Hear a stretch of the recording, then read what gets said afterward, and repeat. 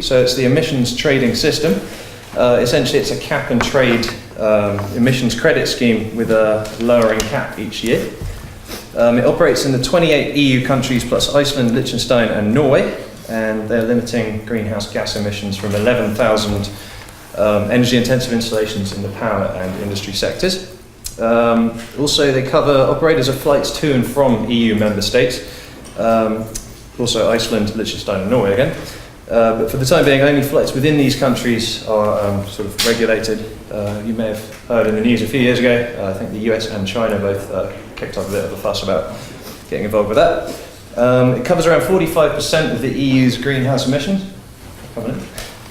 And so the reason we're here today, so we're looking at the future of the EU ETS, is because it's about to go into phase 4, which we'll be talking about in a little bit more in a minute.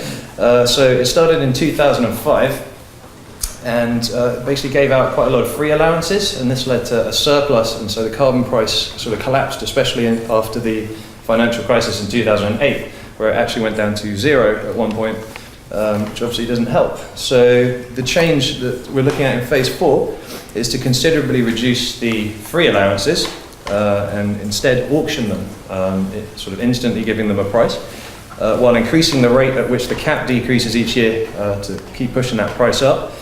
And the end goal of this is to achieve a 43% reduction in emissions by 2030 compared to 2005 levels.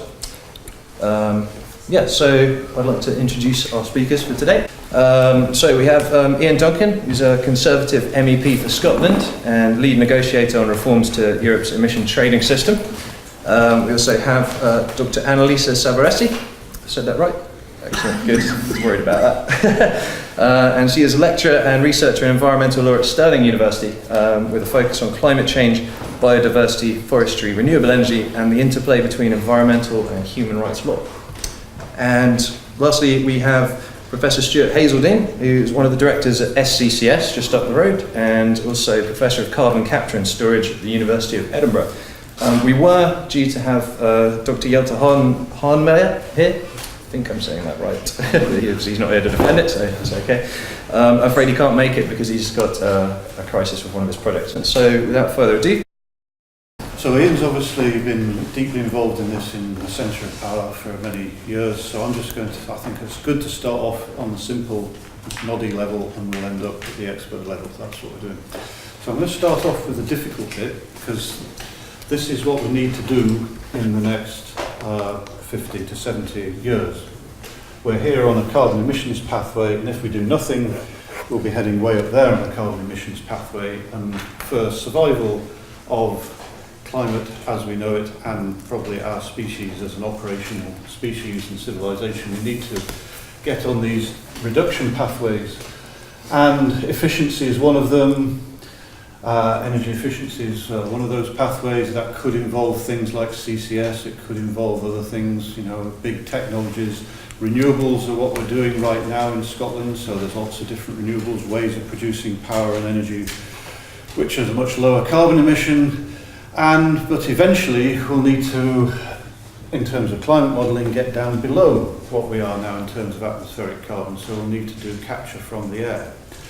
And how you do all that, and how you incorporate carbon storage, and how you take out carbon, there are huge numbers of unknowns. So what we're about to discuss in terms of the European trading scheme, I think just simply addresses just one part of that at the top part.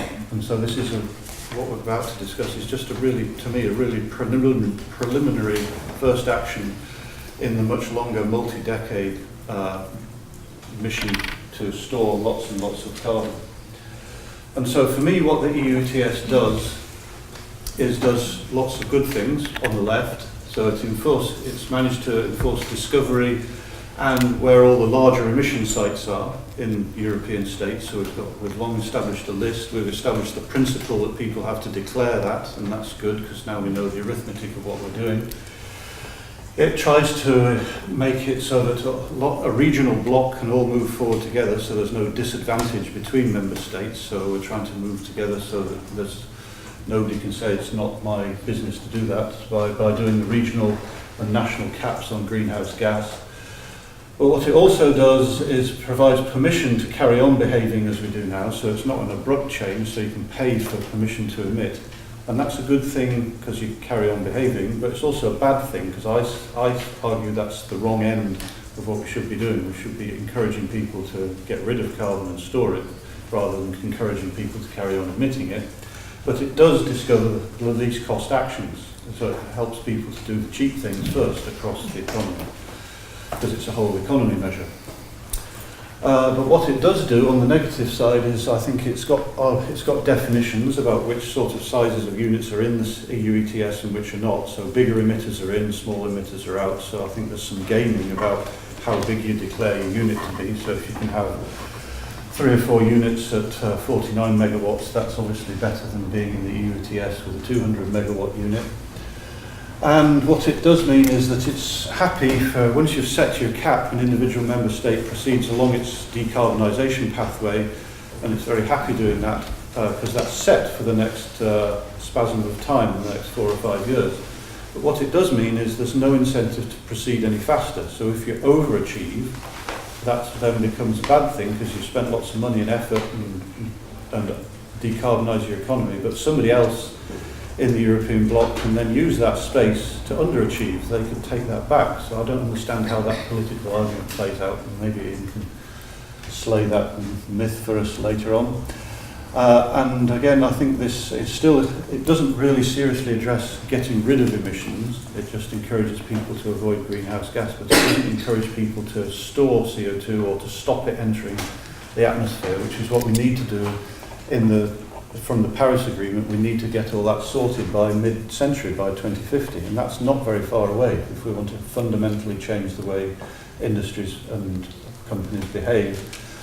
And a big thing for me is that because the EU ETS deals with the price in the next 5 years and maybe the few years after that, and then it doesn't really incentivise and pull through research and technology development to develop very big and fundamental solutions for long-term change about how we're going to develop entirely new systems for supplying electricity, heat or transport. Those are not predicated on the price of the European trading scheme very well.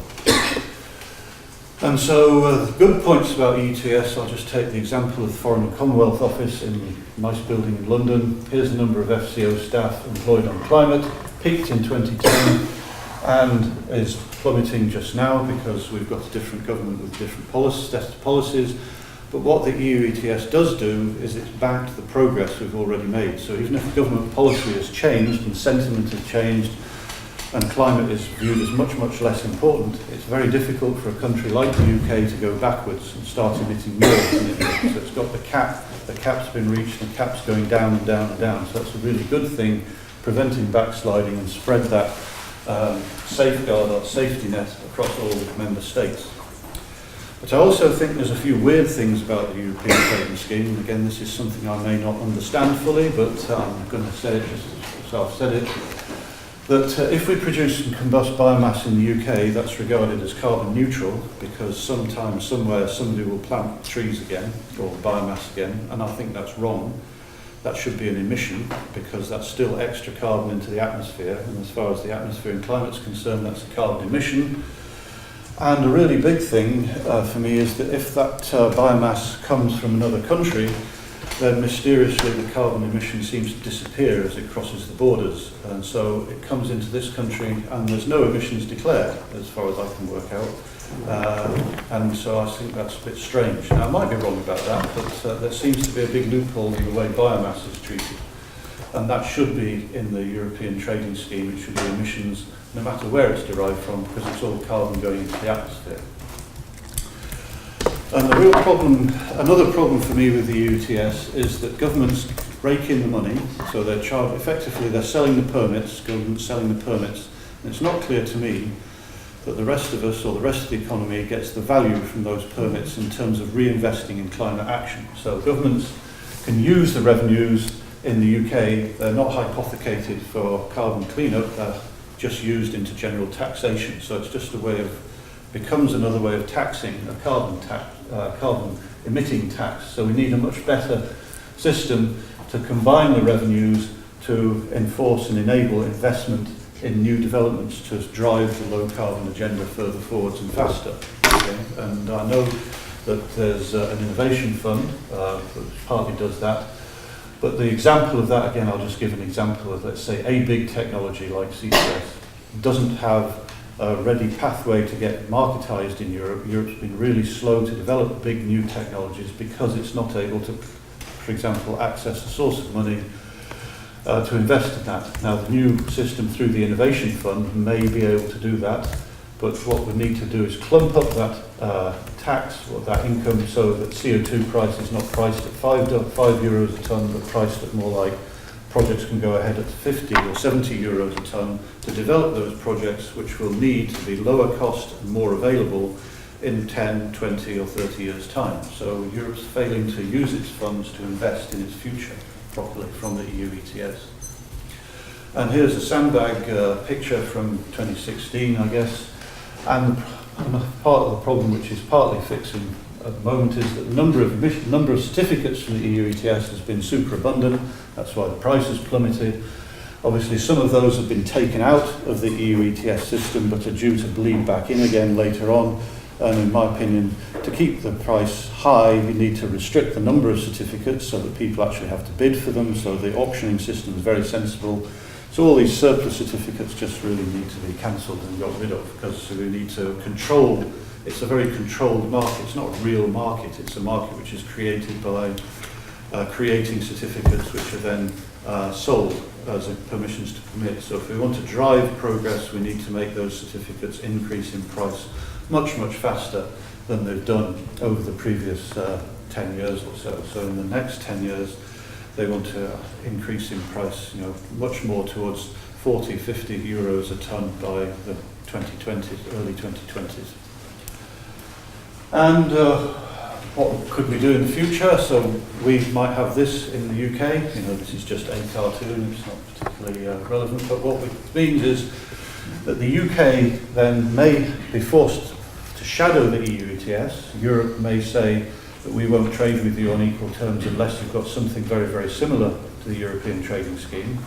So a bit like some member states who are not in full Europe but part of the European Economic Area just now basically shadow the European trading scheme. We may have to do that. But alternatively, we could, in the UK, this is we the UK, could have the opportunity to create a different sort of way of taxing or gaining income from carbon emitters and use that for an innovation system for UK, much more specific to our benefit, which we have, has a much, much faster reaction time, is much more geared to a market, much more geared to pulling through invention and innovation, which has much more benefit for our country. So I think there are definitely things opportunities which could exist in the future. But personally, at the end of the day, I would much rather have a tax and certificate and tax system. So if people produce coal, oil and gas out of the ground, then we have to enforce storage of the equivalent amount of carbon. Because what we need to do in the world is not just tinker with small-scale emissions, but we need to find a carbon balance. About the carbon extracted needs to be balanced by the carbon stored. And if we import carbon into the European area, then either people have to have stored the carbon equivalent somewhere else, or we need to guarantee storage of that carbon within European territorial limits, or charge the equivalent huge amount of tax which enable the carbon storage. So again, I'm coming back to the fact that taxing emissions is great for market economist people. You can trade in emission certificates, but environmentally there's not nearly enough emphasis on creating a market for carbon storage, which is the environmental end solution. That's what my introduction is.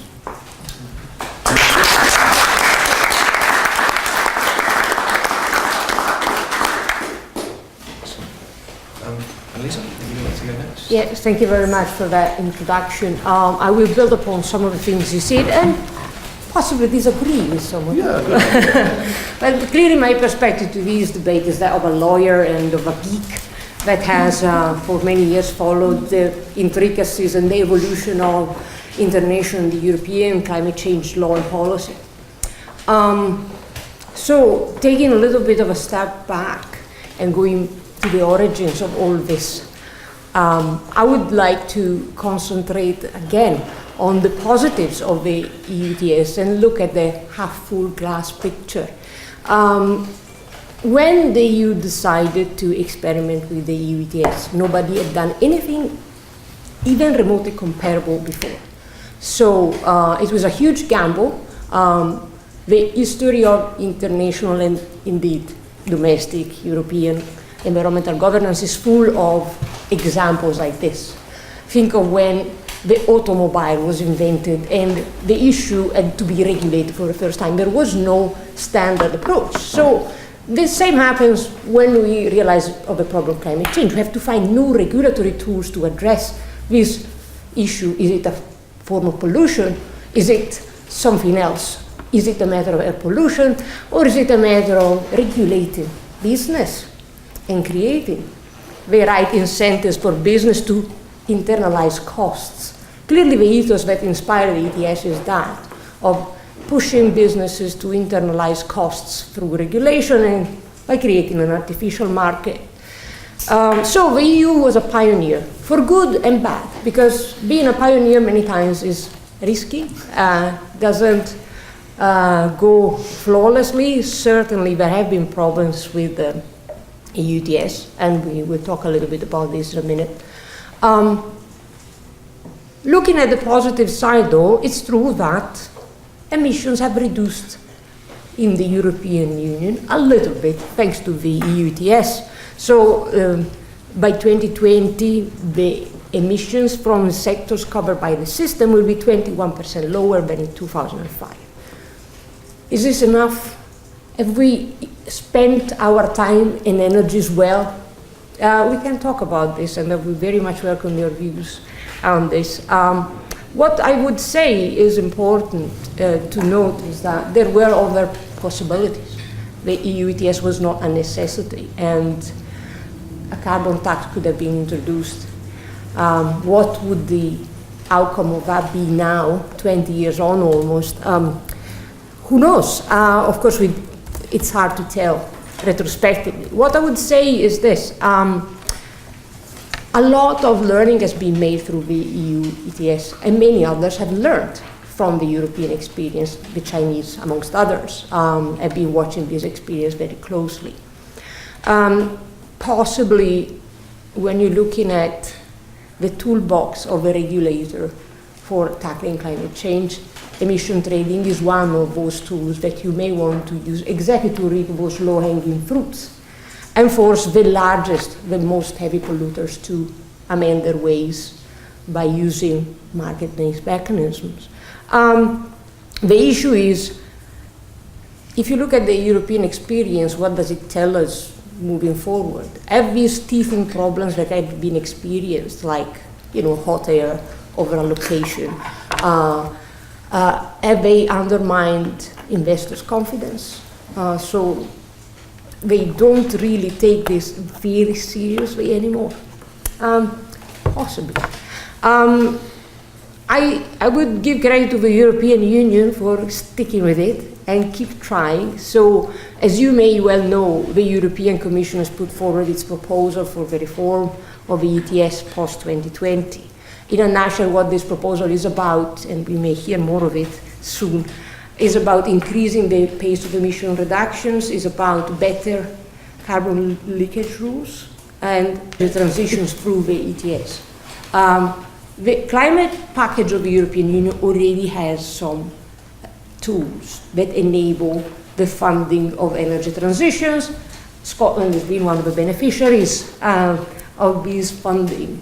Not enough of this money is going into CCS. I completely agree with you on that one. Not for lack of trying. Again, there were projects that were meant to happen and didn't quite go as planned. This is, again, the challenge of learning by doing things and trying to do things in a different way. Now, the proposal of the Commission has gone through the various stages of approval, and we will possibly have a final package for the reform of the ETS in a few months' time. When that process is complete, of course, it will be better, easier to understand what the ETS may look like and what challenges may be experienced in the next phase. One challenge that we know for sure will be on the table is that of Brexit, because the EU ETS is an EU-wide scheme. Installations within the UK will either remain within the EU ETS, and then the issue is how, or they will be out of the EU ETS. But being the UK the second largest polluter in terms of emissions in the UK, in the EU, that means that the whole system may have to be readjusted in order to take into account the fact that the UK installations will no longer be in there. So in this connection, the sooner a decision is made, the better. But I understand that fixing the EU ETS may not be the first priority on the Brexit negotiation table. So we'll just have to see what happens. But there are several options for the UK to continue keeping its installations within the EU ETS, some tested, some not. If they go for a European area membership, then they will just follow plausibly the example of Norway and so on. This is not very likely to be an option, but linking agreements could be negotiated. There was talk about linking agreements with Australia in the past, so there's no reason why the UK couldn't do its own ETS and link it with that of the EU if it desires to do so. So I think I'll leave it to that, and of course I would very much welcome any questions or comments you may have. Thank you very much.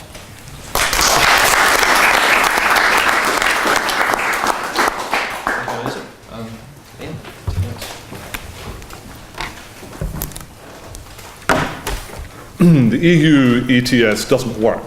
It hasn't worked for a very, very long time. It's a market that is flooded, and in order to get it back to functionality, the flood must be stemmed and the excess waters must be dried up. The purpose of the Phase 4 reform, which I'm leading on behalf of the Parliament, is to try and achieve that.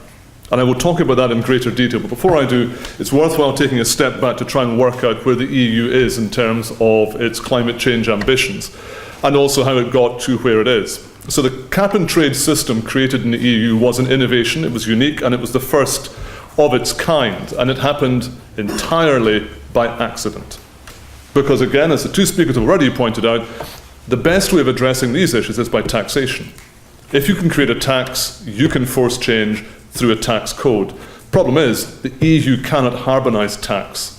It simply can't do it, it has no power or competence to do so. And so when they discovered this, they had to find another way of doing it. And from that particular problem was born the emissions trading scheme. Now, at the beginning, you found the construct of the market seemed to be sensible, and the market price of the carbon per tonne reflected that. So you were seeing a price of round about 30 euros per tonne. But as Stuart rightly pointed out, after the financial crash and the manufacturing crash that came with it, suddenly you had far, far too many allowances and nobody producing. The consequence was that the market collapsed and the price collapsed with it. It hit zero for a period. It has now clawed its way back to round about 5 euros a tonne. At 5 euros, you can broadly accept that as an irritant. If you are a major producer of emissions, you can determine that that is something you just factor into your cost base. You do not need to innovate your way out of a 5 euro a tonne burden. If you're looking at some of the technologies which were on the screen before, in order to push those forward, you need to start seeing serious ramping up of the cost of carbon. To get to carbon capture and storage, you would probably need a carbon price in excess of 50 euros a tonne, possibly higher than that, depending upon your structuring. 5 euros to 50 euros. It's not an easy journey to see how that could possibly be taken. If you look at the EU as a whole, the challenge remains that we almost talk about old and new Europe. And I'm going to put France in a separate category entirely. Old Europe, primarily, is comparable in the way that it's evolved through its energy generation and its manufacturing base. France is the exception to that because it embraced nuclear far earlier and has a far more strong dependence upon nuclear energy. If you look at Eastern Europe, primarily the communist states, you find a very different picture. And the innovations which the West began to embrace and the challenges which it began to experience, not just, of course, of climate change, but even of acid rain and various other drivers, meant that the evolution in the West was simply not replicated in the east. And so what you find today are a large number of coal-dependent communities in one form or another. And when we in the European Union talk about this, we usually talk about the Polish question. Poland, again, has a significant dependence upon coal. It's often argued that they depend upon their own coal, an indigenous coal. In truth, it isn't. They mostly import their coal for their energy needs, which again is counterintuitive because they have a significant mining industry, which is entirely ineconomic. Without subsidy, it would broadly collapse with all the incumbent problems that go with it. So we have, if you like, a challenge to bring together 28 states who clearly create carbon emissions at very different rates from very different sources. Some create simply by their inefficiency. But, and again, it's worthwhile stressing this, if you often hear people talking about how efficient Germany is and how inefficient Poland is, but actually Germany will create far more emissions than Poland will. And it's worthwhile, again, just factoring in the reality when you're trying to criticize particular countries. Germany also suffers because its principal coals are soft coals, which are the dirty coals, the lignite coals. So, in trying to reform the emissions trading scheme, there were two objectives in mind. One was to soak up the excess allowances. To do that, the Phase 4 discussions, which I'm leading on, were prefaced by another discussion called the Market Stability Reserve. The Market Stability Reserve is largely a big bucket into which all the excess allowances have been poured. The idea being that if you can put them into the Market Stability Reserve, then you dry up the market and the price begins to reflect a change. The obvious thing to do would be to then empty the bucket away, as in cancel entirely. The problem with that, and the reason why that does not happen, curiously enough, is that the things in the bucket have a value. And the member states themselves will have to accept the sacrifice of the value. And this is where you enter into a very curious piece of psychology. If you cancel the allowances, you drive up the price of the remaining allowances. But you cancel the value of the first allowances. Is it better to cancel them and accept the loss, and then see the actual price rise, which you would think is logical, or is it better to have a bucket full of allowances? Now you would think, obviously, cancel and drive the price up, but I can assure you, that is not what people in Europe are thinking. They want the bucket with the allowances in it, because one day there might be a need of what's in the bucket. So we have the Market Stability Reserve full of excess allowances. When it comes to the allocation of allowances, it's worth stressing there are two ways the allowances are awarded. One is through free allocation. Free allocation is broadly to companies which, were they not to receive it, would have such a large burden placed upon their finances that they would leave the jurisdiction, the so-called carbon leakage question. That if the burden placed upon them was so high, they would simply leave. And so they receive a significant number of free allowances. The other element are the auctioned allowances. These are the ones which particular companies must bid into to secure if they wish to continue to emit carbon. So the polluter pays principle plays through. Unfortunately, it isn't quite as simple as that, because in truth, what you end up with is from the free allowances, certain sectors have managed to consume the free allowances at a greater rate. And because they need those, you end up creating something called the cross-sectoral correction factor, which I know is a great thing. The CSCF factor has remained the devil of my work, because the cross-sectoral correction factor basically means that in order to give certain sectors allowances to protect them, you have to top slice the allowances given to other sectors. So the very efficient sectors who are doing a very good job in all they can end up losing free allowances to give them to the inefficient sectors because they need those because they are consuming them. Cross-sectoral correction factor is all but impossible to solve at the moment. I'm just happily telling you that out loud. So, as we then look at the Phase 4 reform, just to give you some background as to how the EU works, how much do you need? The things you will need to know are the law is made by co-decision. There are two partners who decide the law, the European Parliament and the European Council of Ministers. The European Parliament appoints a lead committee, in this case the Environment Committee. I sit on the Environment Committee. The Environment Committee appoints a lead negotiator, in this case that is me. I am joined by lead negotiators from each of the other political groups, and we determine the Parliament's position. We do so by creating a committee position, voting in committee. Committee position goes into the plenary in Parliament, it votes on it, and that becomes the Parliament's mandate. Thereafter, the Council does a similar process, taking the 28 views of the 28 member states and distilling them into one view, creating what is known as the general approach of the Council.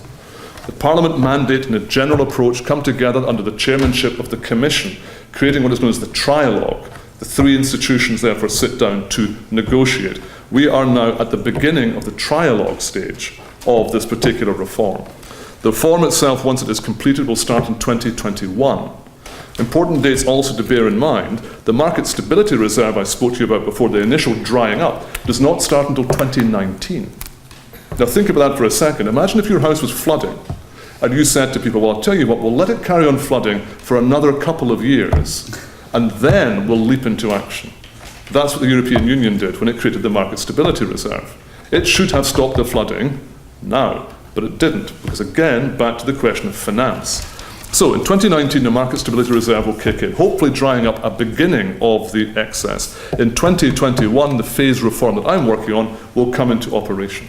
Let me just talk you through some of the elements of that, because they are manifest and remarkably complicated. First thing, again, we are looking at the question of how many allowances should be granted free versus how many should be auctioned. Questions here are about protection of carbon leakage and how much money comes into the member states' coffers.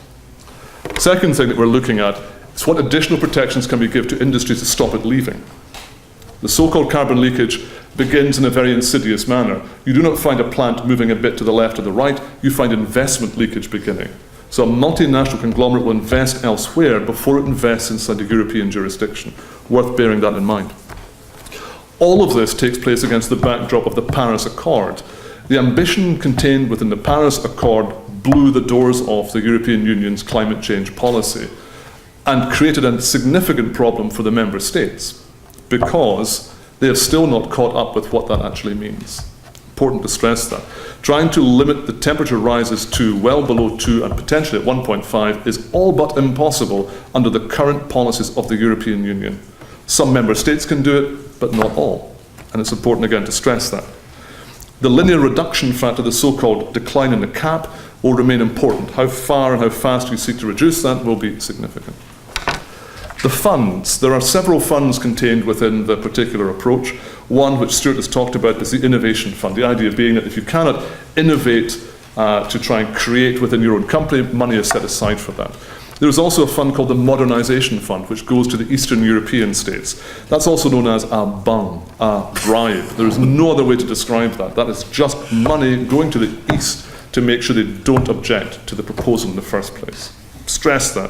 They've also created now something called a Just Transition Fund. There's another fund. Again, every time we create a fund, somebody gets money. So you have to remember that although we're trying to create a functional market, actually we're trying to bribe people to buy into it. A lot of states in the EU do not want a functioning market because the market causes them harm. They want a subsidy of some substance going to the East to protect them through this. Therein lying a problem. We've been trying to place restrictions on what those subsidies can possibly achieve. So, for example, Poland is very keen to subsidise its coal-fired power stations. Is that a good idea or a bad idea? Well, their coal-fired power stations are so inefficient that were they to upgrade to the next phase of coal-fired power generation, they would make a huge difference to the amount of carbon released. Should you be subsidising coal-fired generation? There's a debate in that, and I can assure you there is a debate in that because I've had it many times. There are indeed several other funds and strands of funding. The problem with each of them is they depend upon an unusual mechanism for funding to create the fund itself. And this is where the Brexit question plays a huge part. The UK is a substantial contributor to the EU, both in monetary terms, but also in terms of the ETS. It is the second largest funder of the funds, and they're funded using the allowances, in effect donated from the member states. The fund given by the UK to Eastern Europe is measured in the billions of pounds. For those of you following the news just now, you'll be aware of the divorce settlement question. How much will it cost the UK to depart the EU? Well, one thing that's not been calculated in is the divorce settlement cost of the emissions trading scheme, which begins in 2021, 2 years after Brexit, and that amount of money has not been factored in yet. I just put that out there because that is where the UK government are right now. When I told them that, they were very annoyed. I can assure you they were very, very annoyed. And then they called an election just to really annoy things. So, the final part I want to touch upon, looking at where we're going to go next. Will we reach a compromise? Well, if you really are obsessed with this, you can look at the Parliament's position, you can see the Council position. The one thing I would stress is the EU has been decarbonising very nicely. It just hasn't been using the emissions trading scheme. So one of the problems is that several policies which actually are in conflict one with another. So if you look at something like the Large Combustion Plant Directive or the Medium Combustion Plant Directive, all of which have driven decarbonisation in the electricity generating sector, you begin to recognise that the more you decarbonise, the more you create a problem, because you're simply reducing the need to buy the permits, thereby affecting the price. If you think about the Renewables Directive or the Energy Efficiency Directive or any of the other directives, each of these undermines the emissions trading scheme. Each of them reduces the need to buy the permits because you're creating less carbon. So you've actually got a problem right now where nobody is coordinating this policy. You would think at an EU level coordination would be absolutely key. They have an individual who is the vice president called the Vice President for Energy Union, and the man is a waste of skin, frankly. I continually speak to him about how important it is to coordinate these policies, and he continually ignores me. You have right now a situation in the EU where the bunker thinking, the silo thinking remains. So the poor group responsible for the Energy Efficiency Directive really don't talk to the people doing the ETS. And the people doing the ETS don't talk to those people doing the Medium Combustion Plant Directive. Nobody talks to one another. And they're always surprised then when these things seem to come into conflict, or when I point it out to them and then they get a bit annoyed about that.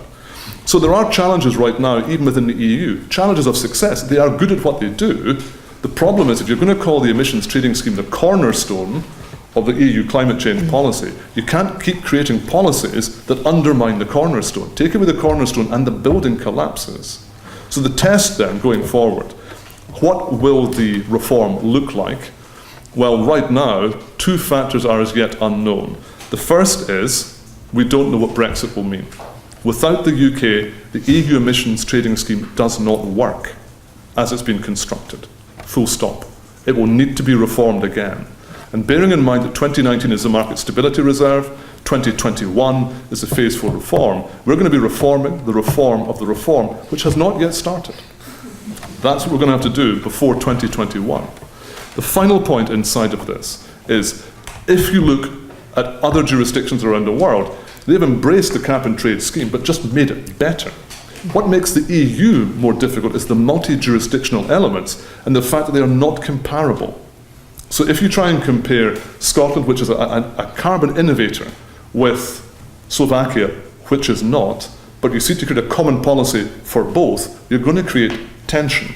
And trying to hide it under an umbrella and say we're all European and it's all fine will only take you so far, because you need to create different policies to help different elements of the EU create that comparability. And for the next few years, the only thing uniting the EU right now is Brexit. And to finish on one slightly more disturbing point, you might be aware that the EU creates now what it calls the State of the Union, State of the European Union, comparable, if you like, to the presidential address in the US. Jean-Claude Juncker is the president of the Commission. He delivers this. On one occasion, just before Paris, he delivered his address.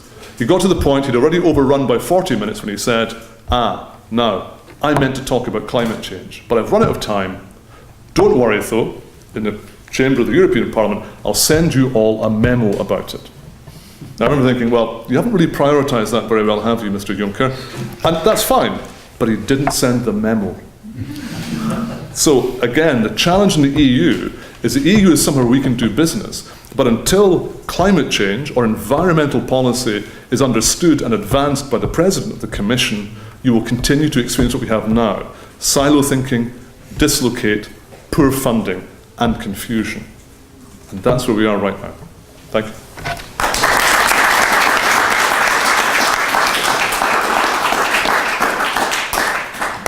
Excellent. Well, thank you to our speakers for that. So now we're just going to move on to kind of a more general sort of discussion. So I sort of pre-prepared a couple of questions to get things kicked off. You've actually covered quite a lot of the things I want to say. There was, there was very interesting points there. One thing I would like to talk about actually with Annalisa is, so the Paris Agreement preamble stated that parties should, when taking action to address climate change, respect, promote and consider their respective obligations on human rights.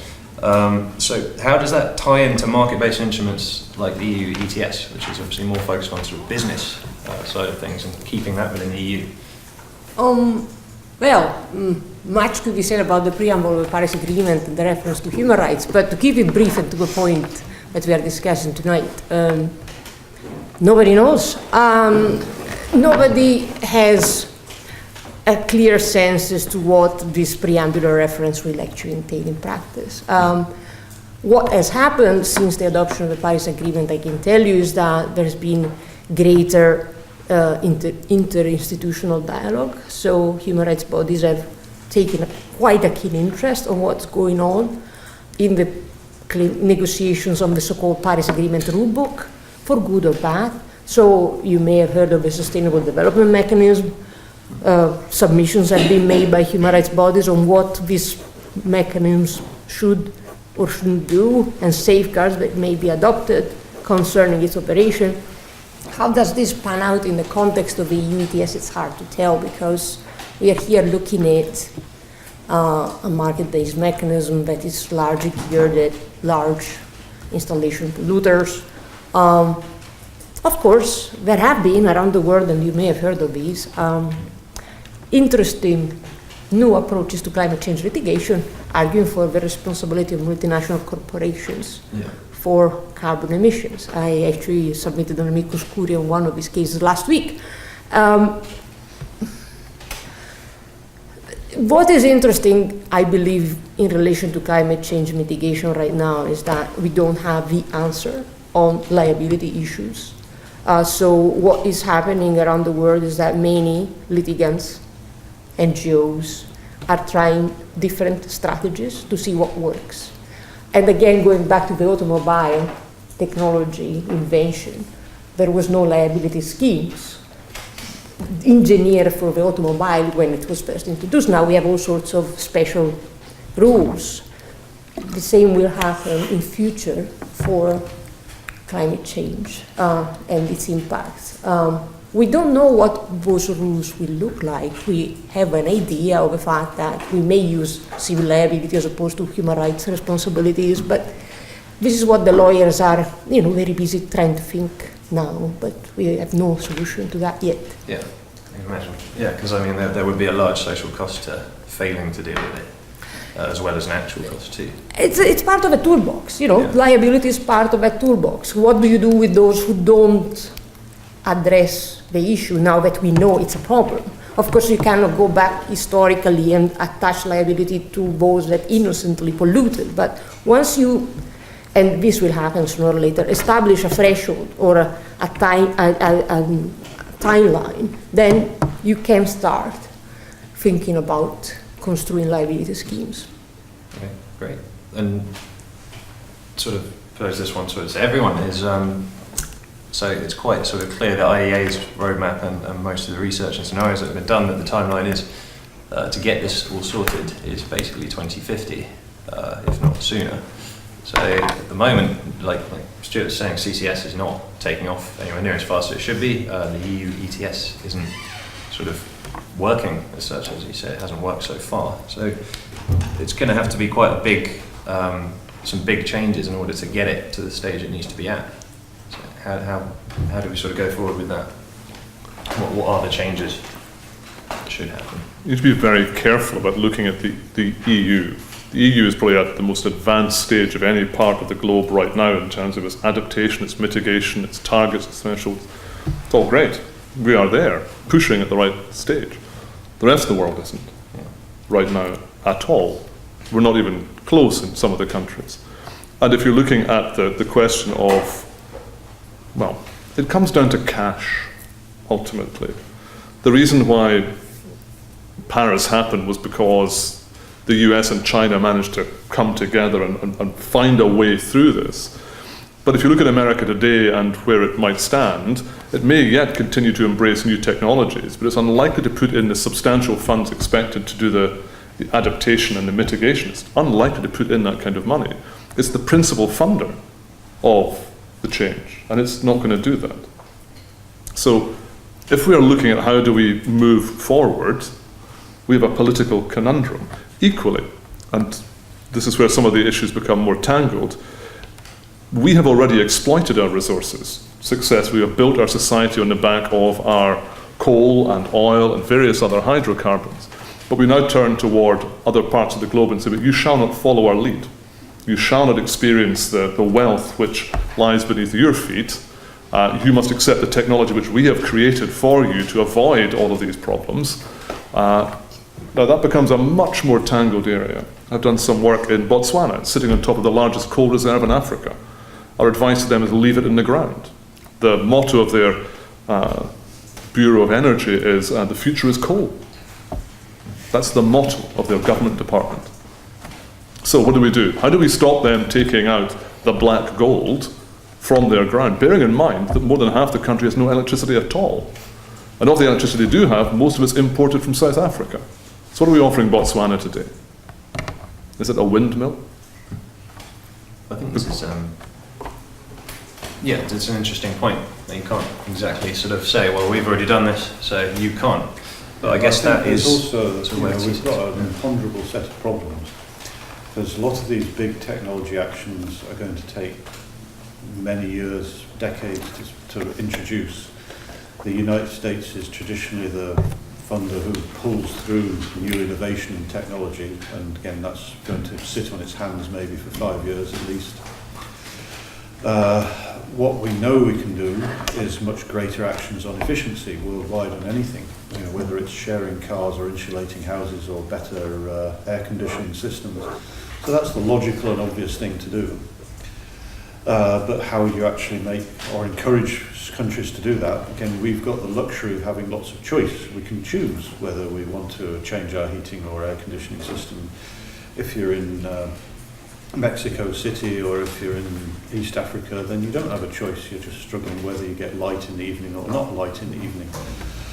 And so it's still going to be up to us to innovate ways out of that. And there's lots of signs that some sorts of renewables are becoming competitive with coal. If you take the International Energy Agency analysis, in solar farms in sunny parts of the world allegedly are now cost competitive with a new coal plant, and that's a good thing.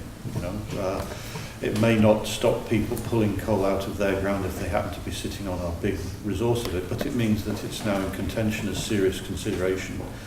Because I think also the other factor we've not talked about is going to be a security of supply, a domestic supply aspect. And what I mean by that is, how do we have secure energy manifested usually by electricity in our country, and how do we produce the power for that electricity? So if we can build our own wind power and our own solar power, and we don't need to import oil and gas or coal from neighbouring countries like North Korea or wherever, then that's a good thing. And I think that's also a factor which will drive many countries towards powering themselves differently, which will inevitably involve the decarbonisation step.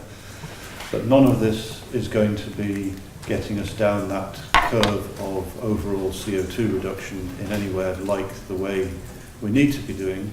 And I think we also have to be cautious of some of the International Energy Agency analysis, because embedded in some of those analyses for rapid decarbonisation are implicit prices of carbon, which drive the rapid decarbonisation. So they don't declare that. But remember, the IEA is funded by a lot of big industrial producing countries, so they tend to produce what the sponsors want. Yeah. So it doesn't really look too good for the EU ETS at the moment, from what we've all said. Yeah. So is there, are there any sort of viable alternatives that anyone can suggest?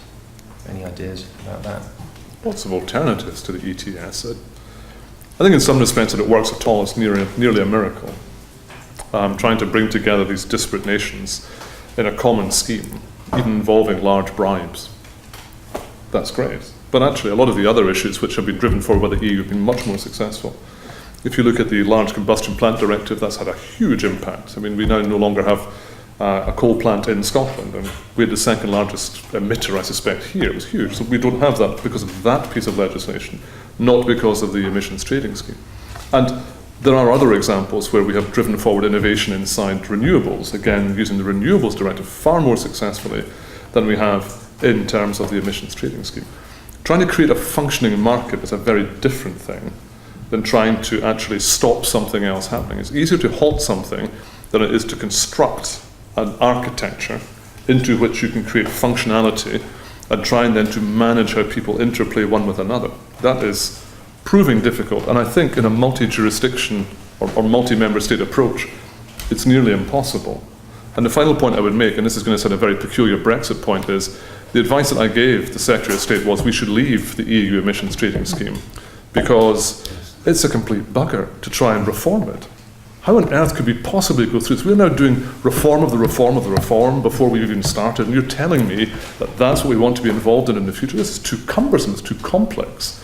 You're now expecting politicians to embrace very serious science, which is actually not even that well understood by the experts, let alone by scientists, let alone by members of Parliament, who sometimes struggle to stay awake during even basic discussions. So I'm an exception to that, obviously, but the challenge, I think, right now for the UK is we could create a jurisdiction on our own. We would still be one of the largest carbon markets in the world if we wanted to do that. In due course, we could interlink with the EU if we were minded to do so. The UK can't stay within that because it will be unlikely that it would want to be part of a system which it could never influence.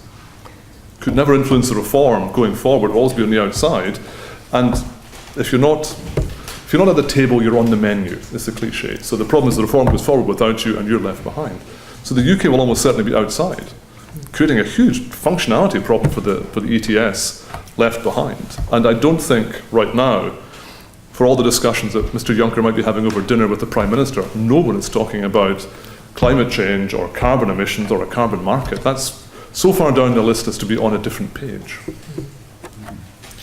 I still think I agree with all that, and so I think it's quite likely we'll just bail out because it's just too complicated. And if you're not at the table, just at the end of the conveyor belt after 4 years of wrangling and pleasing the polls and everything, then it's just a mess.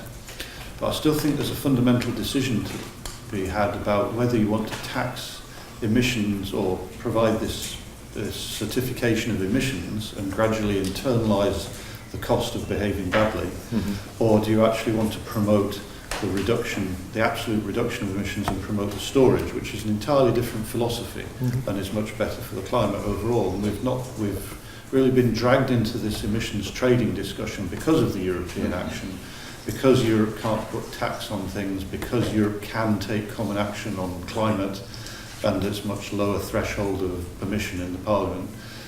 So that's been a sort of group decision which again has evolved because of the club we were in.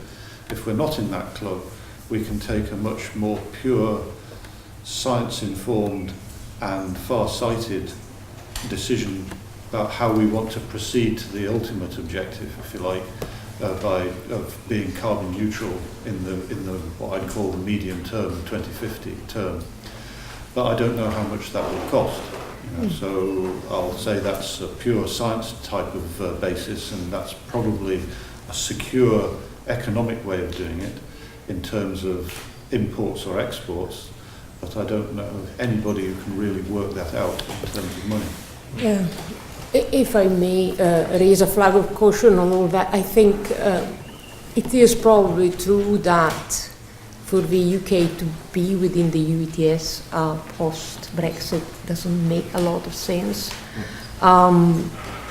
It could be negotiated, but as I said, and as it was just said, there are so many downs.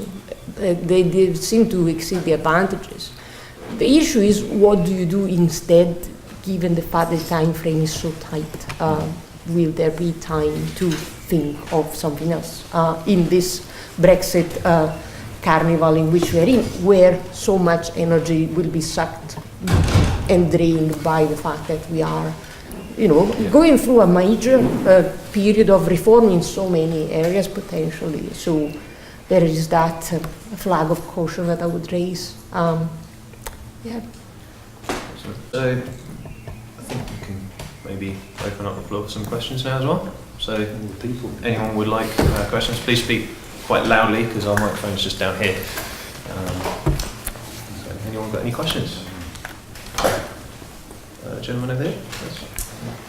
Okay, so my name's Duncan, I'm director of the Edinburgh Carbon Innovation next door. I guess my mission is to be a professional carbon trader in the scheme in the early years. So I just wanted to make one or two very short comments and then a question really for the panel. One of the comments I wanted to make was that we do have to be careful about when we're distinguishing tax and trading schemes, in the sense that the cost of the tax is directly related to the environmental efficiency of that scheme, whereas for a trading scheme the cost is not directly related to the environmental efficiency. The environmental efficiency is dependent on the number of permits. So actually all the cost or the price of permits is telling you is how cheap it is to deliver that environmental outcome. So what the EU ETS did was deliver about 500 million tonnes of, or will have done, is delivered about 500 million tonnes of taking about 500 million tonnes out of the system between 2005 and 2020. And what the price is telling us is we could have done a lot more if we'd chosen to, because the price is not the thing that's determining the efficiency of the scheme. So just particularly I think some of Stuart's comments about why don't we get a price that will deliver CCS.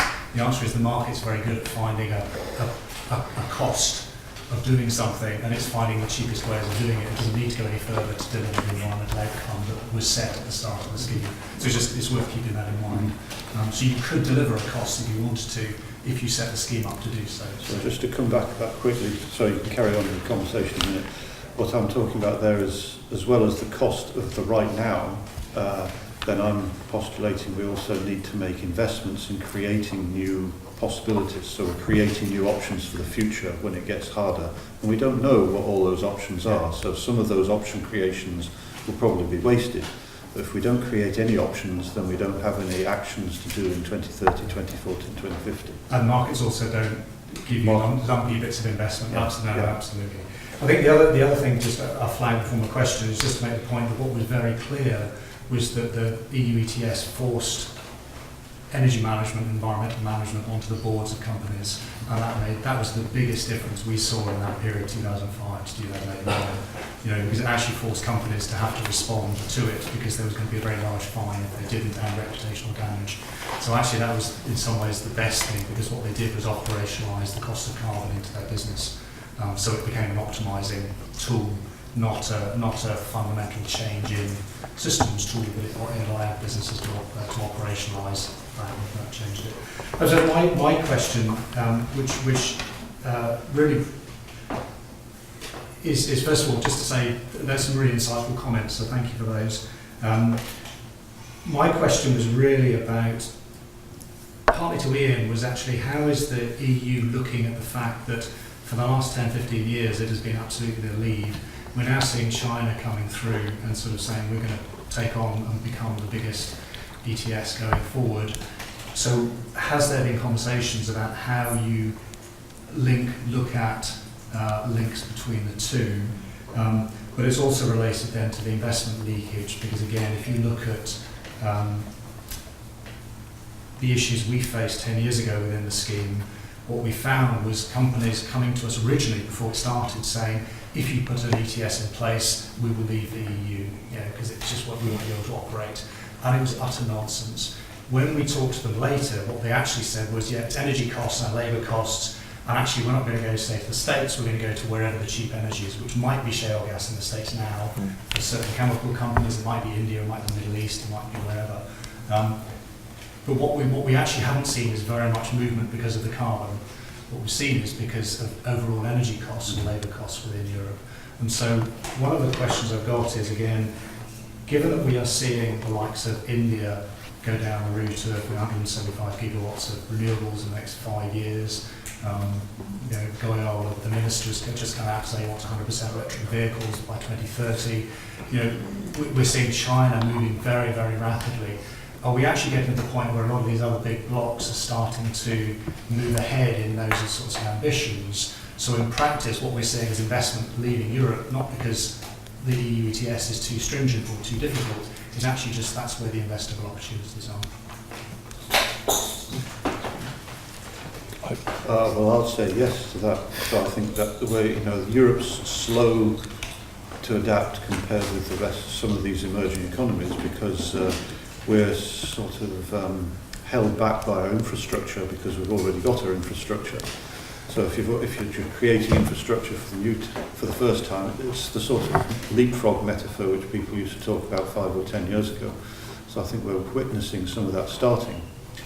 So how Europe plays that is a much, much bigger economic question. But like you, I've not noticed any steel company or a cement company putting a placard saying closed due to high carbon price.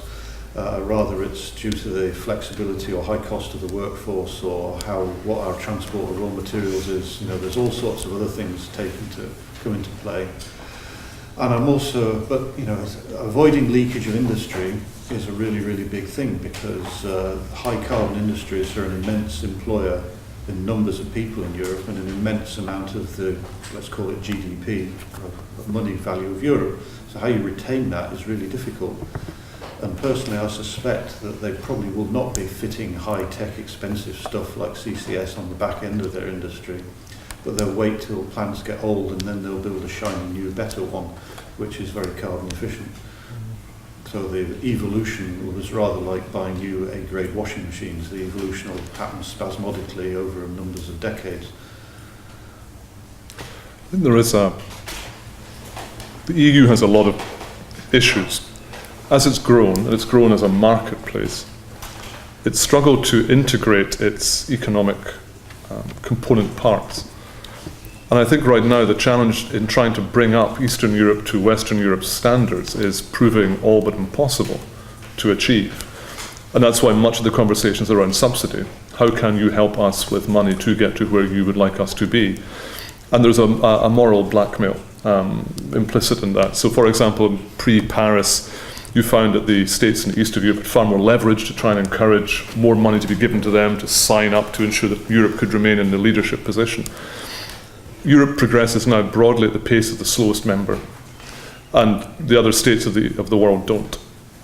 And I think that is extraordinary. If you look at the emissions trading scheme that we're talking about to try and reform by 2021, so that's 4 years away, China's talking about creating an emissions trading scheme in about 4 months, broadly by diktat. It will be done, and that will be it. The biggest emissions trading scheme on the face of the planet will be created by a government who has control of all the levers, so they can do that. And the UK, will be a small carbon market, but you look at the Chinese situation, a vast one. Mm-hmm. Can you interlink with these? Not yet, because we haven't. It's like the three-prong plug and the two-prong plug issue. We haven't created the adaptability to allow the plugs into the different systems. So even if we wanted to connect our trading schemes with, for example, some of the more comparable ones, like the Californian one or Alberta, or wherever it happened to be, we still can't do it because we don't have the bits don't fit together. Part of the reform I was looking at was to try and achieve that. It became evident we simply can't achieve that in the time available to us. The earliest we could begin to do that would be 2030. By 2030, I'll be nearly retired by then. I mean, we'll be moving on. The world will be getting older. So, I think that's too long to wait. But the EU, again, works in cycles which are very, very slow. And you can't innovate at the wrong bit of the cycle because people will just ignore you. And I think this is where the EU needs to be much more flexible, much more focused on how to change in real time, not in a cyclical 7-year cycle time, which doesn't really work. Does that then suggest that you're going to have to go down a border tax adjustment route, which is also where the UK, of course, will be being outside Europe? Well, the UK already has a carbon floor tax and did so and has done so for quite some time. And I know it does work. It generates money. It just isn't hypothecated money. So it's not money that goes into a climate change issue. It's just money in the pockets of the government. If you could reconfigure it so it's hypothecated that the money raised goes to climate action, then you would change that. But equally, we were trying to do the same thing in the emissions trading scheme, where we took the money raised from that and hypothecated that to go, but that wasn't going to happen because people just wanted the money. So they were seen this as a source of taxation, not as a source of innovation.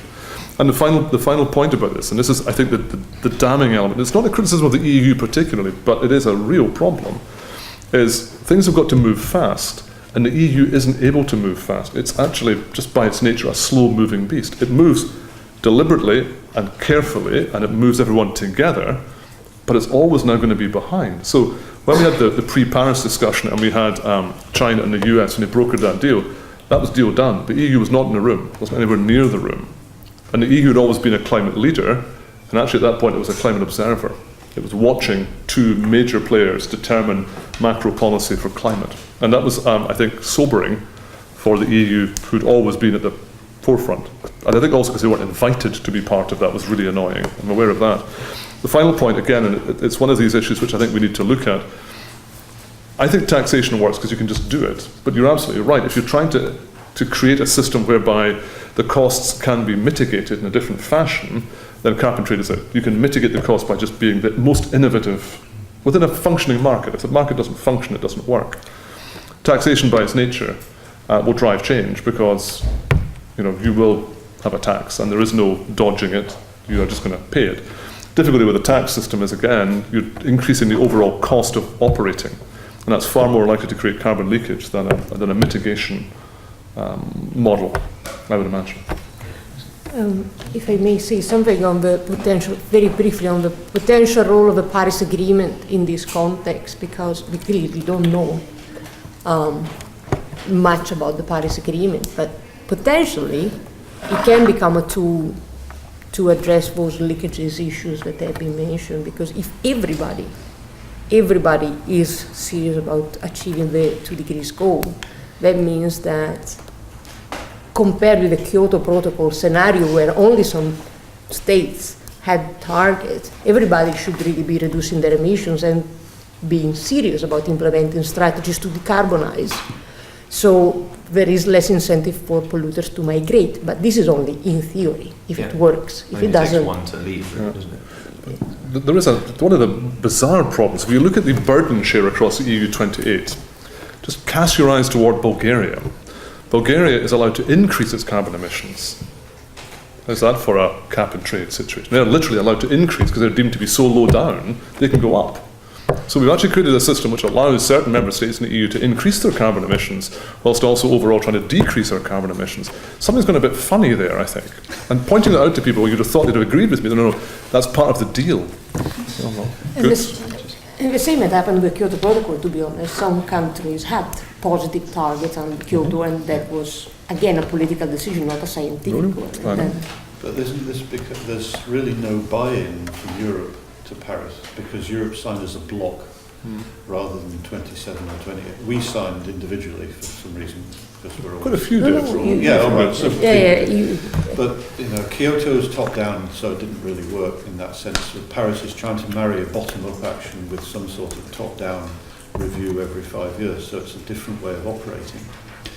And unless you've got that bottom-up buy-in, nothing's ever really going to happen because it doesn't mean anything to lots of individual countries.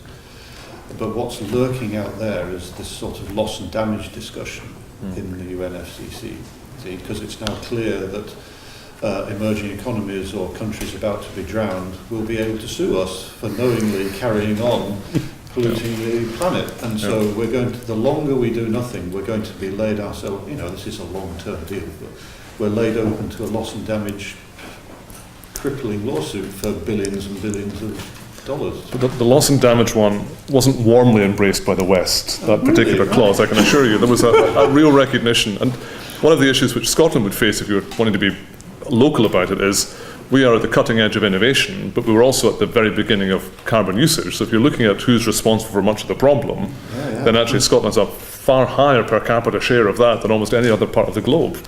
Not that I'm suggesting we have to pay for it all, but I'm noting that in that sequence, we are not as fresh face as we might like to appear. That is a hugely complicated part of the argument, isn't it? I did work out once that we have a historical carbon debt per head of the greatest carbon debt in the world. There you are. That's reassuring. Yeah, well, it's not that reassuring. But there was another question over here, I think.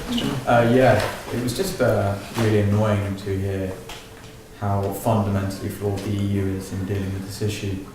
And I suppose the lack of joining up any kind of coherent policy is just incredibly annoying. It's just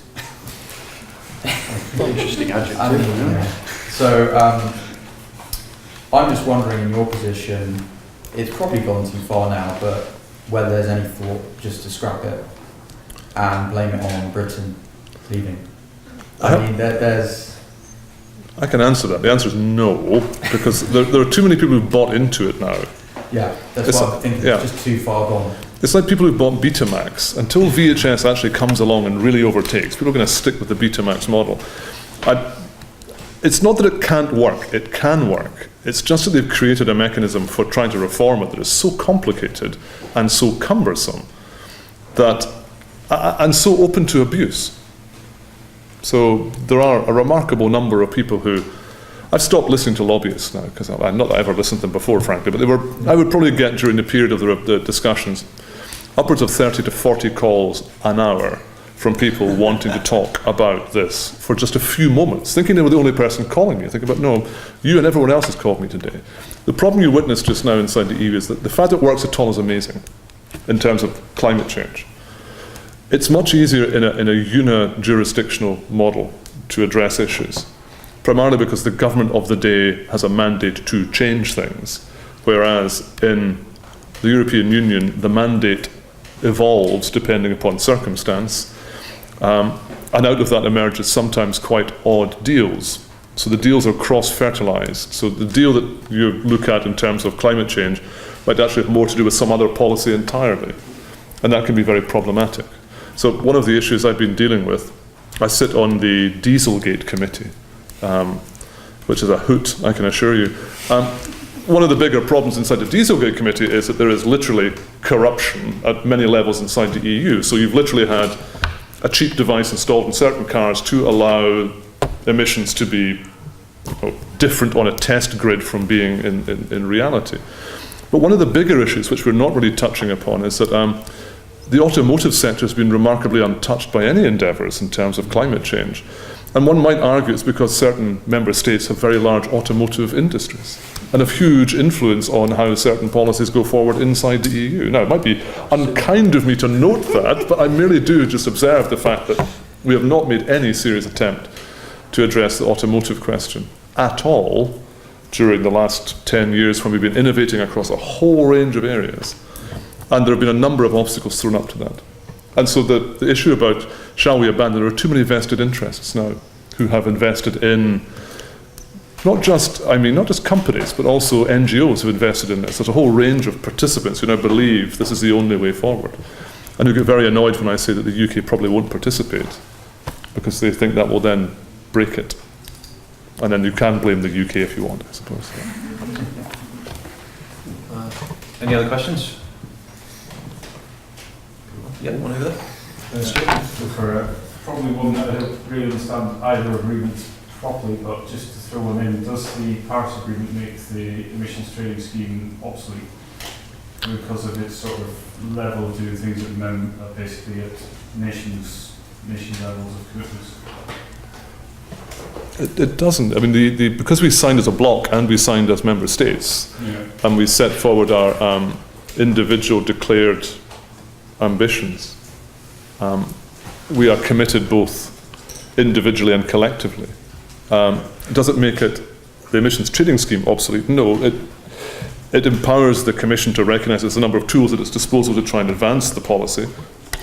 This one just doesn't work, and it won't work for a while yet, because if we're not bringing in the reform until 2021, it can't work because the reform hasn't started yet.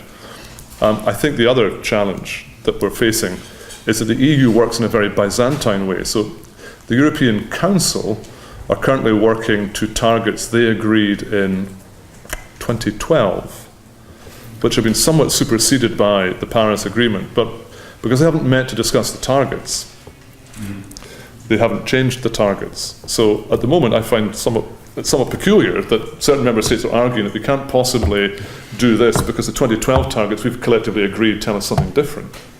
But they refuse to sit down collectively and change the targets. And I have no idea why.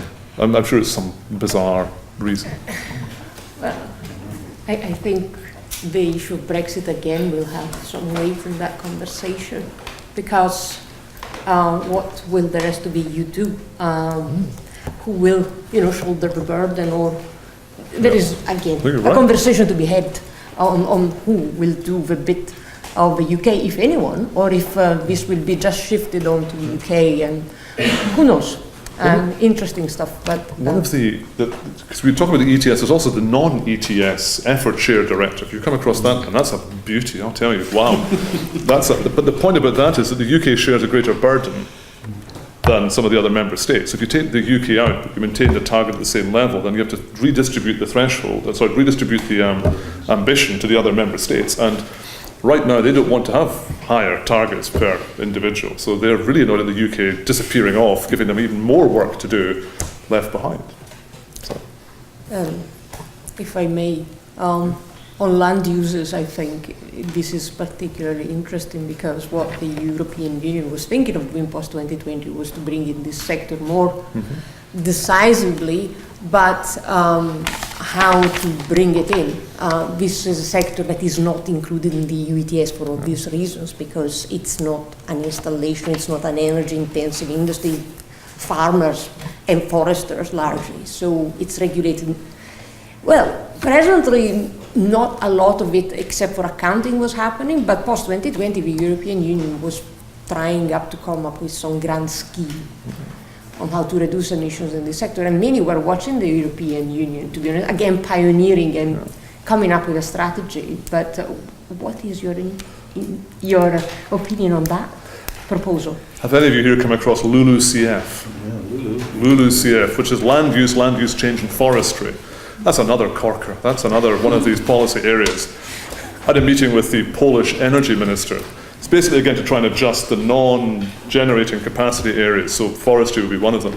And his argument was that because Poland had a large number of trees, ancient forests, it should therefore get a special dispensation. When I pointed out, well, it's really more about planting new trees than it is being given credit for old trees, he said, what if we cut down the old trees and planted new trees? Well, we've gone through the looking glass.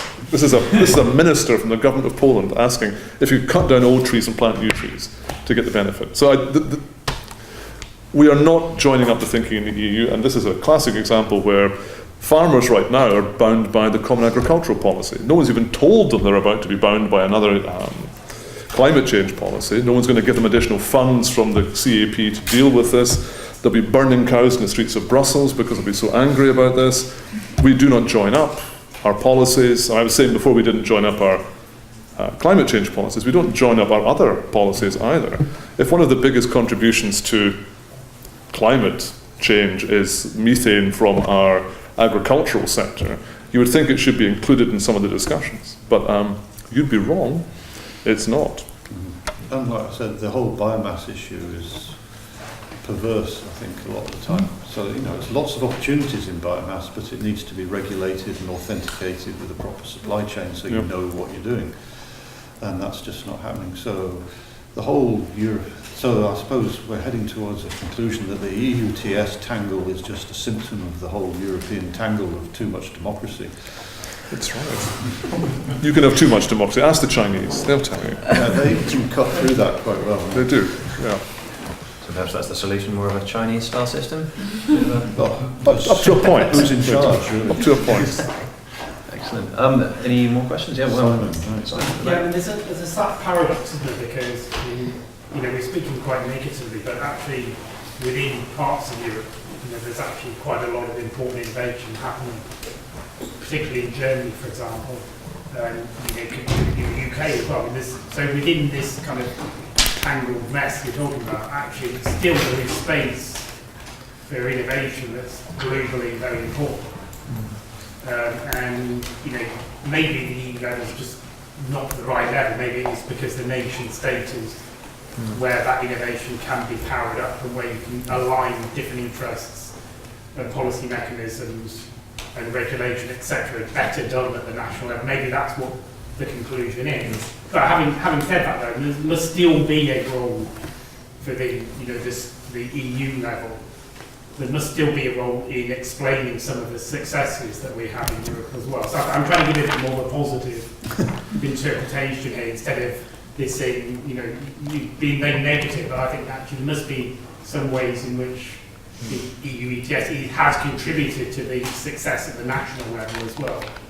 Or things like the way that the national grids are connected up in the EU. I mean, that's been very important in terms of developing renewable energy, being able to trade, sort of wind from the north with solar PV from the south, and a bit of bioenergy coming in from the east. So, I mean, that again has been facilitated by the EU level having those institutions that could arrange those grids to work together?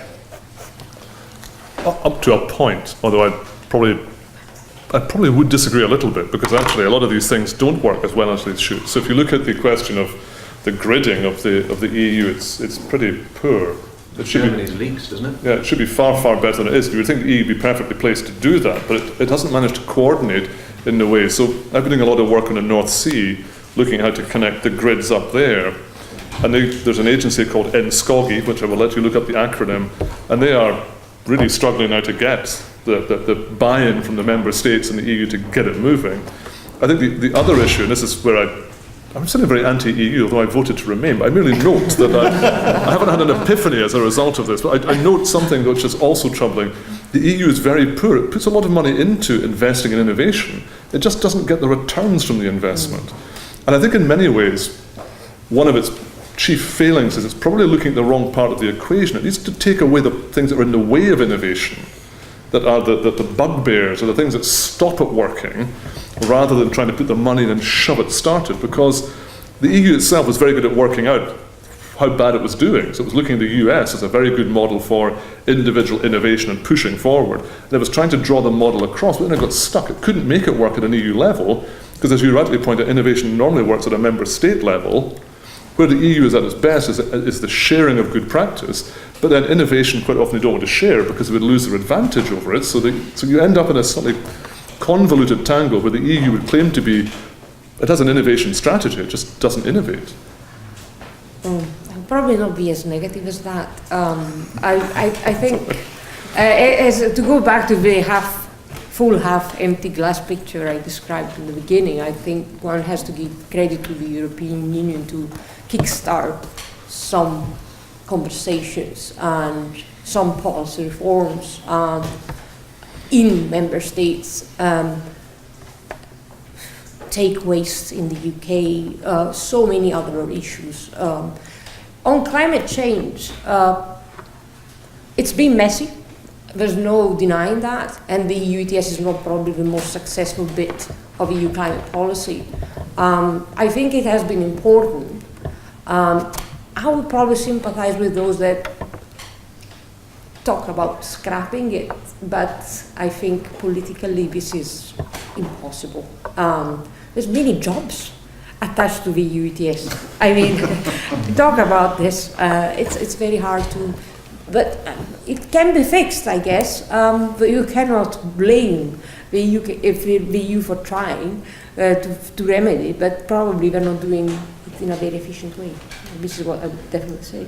Well, I don't see why you need, the EU ETS was innovative, we've discussed that. The big gains of the EU ETS was that it exposed carbon accounting for the first time. It's embedded that. Everybody now, in big corporates, everybody in national countries knows about their carbon accounts.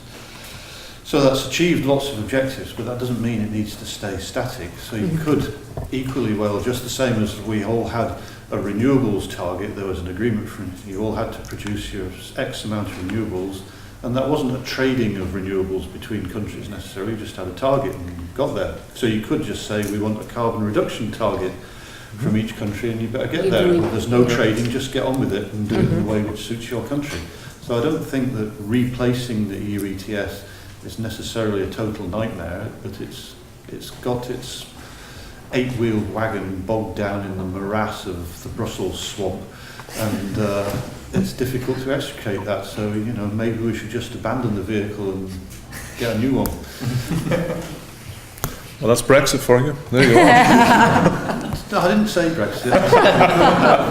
Could have 27 or 26 different carbon targets. That's very true. Very true. I think we've got time for one more question. Who wants it? So you mentioned there were some vested interests behind leaving out the automobile industry, and another fact about that the ETS to an extent allowed business as usual because you could buy permits if you were over. And then there's also a problem with them leaving out the aviation industry and other kind of issues that there have been a lot of vested interests behind the introduction of flexibility mechanisms and ETS in general. Is this kind of showing that market-based mechanisms aren't necessarily the best approach to mitigating emissions? Or should the EU look elsewhere in the future? I know I've already asked that question, but should other countries look to not introducing market-based policies?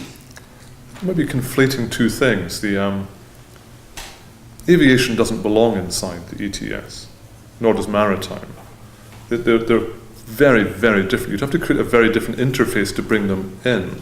And the accountancy question within that is much more complicated. So, for example, if the UK steps outside the EU and outside the ETS, and you start to look at how you account for transatlantic flights, well, I would guarantee there'd be a huge growth in landing in the UK, and there'd be short-haul flights from the UK across to the EU, because you would actually end up as different mechanisms. Unless you've got a global mechanism to address that, no airline is going to basically pay a tax because they started a flight one place and landed in the EU. You're going to end up having nobody landing in the EU unless you come in a glider. And that's what will happen unless you have a global system. So there are other elements to that. Market-based systems work, but they need to be broadly simple, and they need to basically have, each of the component parts need to be broadly in equality one with another. If you're trying to create a market-based system across 28 jurisdictions and they don't look like one another, you end up creating a very different functionality issue. So right now, if you were to go for full market-based, a simple market with no interference, Poland and all the other Eastern European nations would simply struggle because they emit far too much. None of their industries are efficient enough, and the time scale for them to change that would be too short, so they would literally struggle to compete. So you do have to create a different platform for them, otherwise they will simply go under. Now, the minute you start trying to create a differential market or a differential support structure, you've changed the simple market into an interventionist market, and then that becomes much more complicated to maintain. So if you look, for example, at the emissions trading scheme in California, that works because it's a very simple state. It's not trying to compare California with Poland, which wouldn't look the same at all and would require the problems that we're facing now. So if you have a market in a simple system, it works very well. In the multi-jurisdictional system of the EU, that market-based instrument is really very fiddly. And in an ideal world, you would create a common tax base. But tax is the third rail of EU politics. You can't have a common tax base inside the EU, otherwise apparently people go on fire. So that would be the simplest solution. It's the one that's not available. I'm not sure. To be honest, I think market-based approaches are not only emission trading. There are different things in this box, in the toolbox. They are also still relatively new in terms of policy life.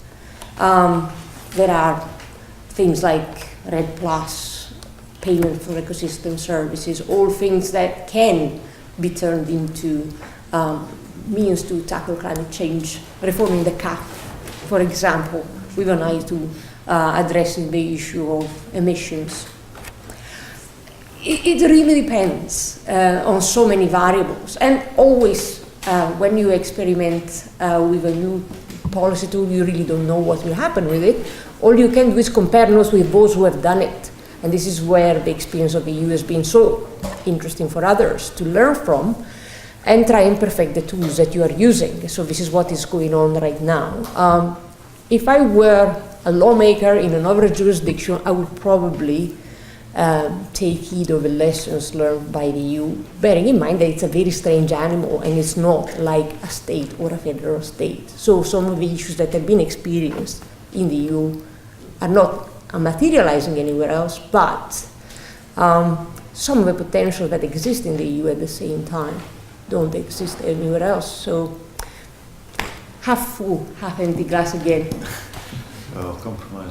So I don't think markets are the solution to everything, and markets should not be automatically wheeled out as the solution to everything. So the EU's tried to make a market for this, pleasing everybody all simultaneously, and some want black and some want white, and some want a loose cap and some want a tight cap, is not possible.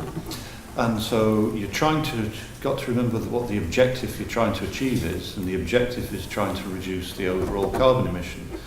So I would just take a much simpler course and say that the market has been tried, it doesn't work, but what we actually want is lower carbon emission, and that's what we'll legislate for. And how you get to lower carbon emission is up to each of you individually as a member state, because what we're interested in is the result rather than lots of traders making a profit on the way to the result. Excellent. Round of applause for our speakers.